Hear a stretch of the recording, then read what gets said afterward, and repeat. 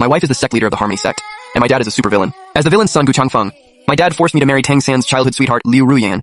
According to the original story, once Tang San finds out, I'll be dead in the streets within 3 days. Having transmigrated here with full knowledge of the plot, I had to act fast. I flat out refused the marriage. No way, Liu Ruyan and I are totally incompatible. I'd rather die than marry her if you want an heir so badly. Go find yourself a concubine.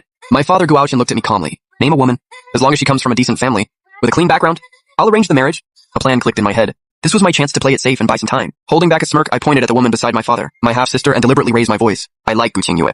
Betroth her to me. Keep it all in the family. The moment the words left my mouth, I tensed up. I knew exactly how hot my father's temper ran. This risky move was a gamble on one thing. He would never actually give me his own daughter. Gu Aodian and Gu Qingyu both went dead silent. The air in the room froze for a moment. Then my father let out one ice-cold word, "Get out." Before I could even react, the butler Wangbo struck a pressure point on my chest. A wave of numbness shot through my entire body. Then he slung me over his shoulder like a sack of grain, and leaped out the door.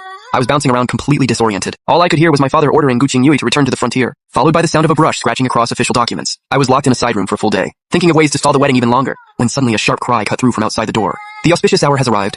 Time for the ceremony? I sat inside stunned. A wave of defiance surged up inside me. I wanted to throw a wrench in Gu Aodian's plans, but the next second, a strange burning heat flared in my lower abdomen. My heart sank. My father had used dirty tricks to force my hand, just to get what he wanted. Right at that moment, the bedroom door was gently pushed open. A graceful silhouette appeared in the doorway. Liu Ruyan had been standing at the door for a while. When no one came to greet her, she lifted the veil off her own head, shot me a blank expressionless look, then walked straight to the bed, and slipped under the covers. I took a deep breath. A storm was raging inside my head. Then came a disdainful scoff from under the blanket behind me. Are you getting in or not?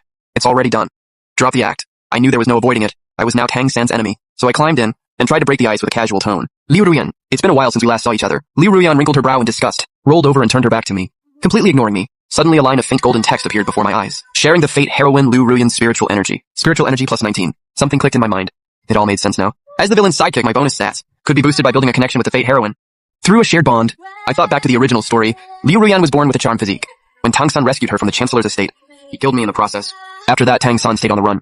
Liu Ruyan was later taken in by the Harmony sect, and eventually rose to become its sect leader. Even my villain father was no match for her. Just then, Liu Ruyan noticed I'd been staring at her back. She rolled over impatiently, and asked if I had seen enough, snapping me out of my thoughts. I kept my cool, and tried to stay composed. We just got married.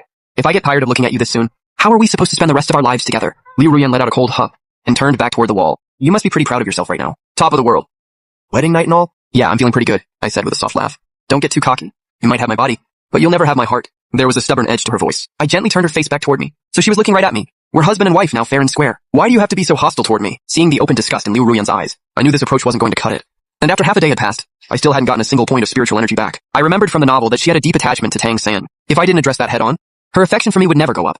I took a deep breath, and deliberately brought up the time a year ago when I had her kidnapped to the Chancellor's estate, and tied to this very bed. The memory made Liu Ruyan's anger flare up instantly. Her face flushed red, eyes blazing with fury. She lashed out at me, and even bit down hard on my wrist. It wasn't that hard, more like she was venting all her pent-up frustration.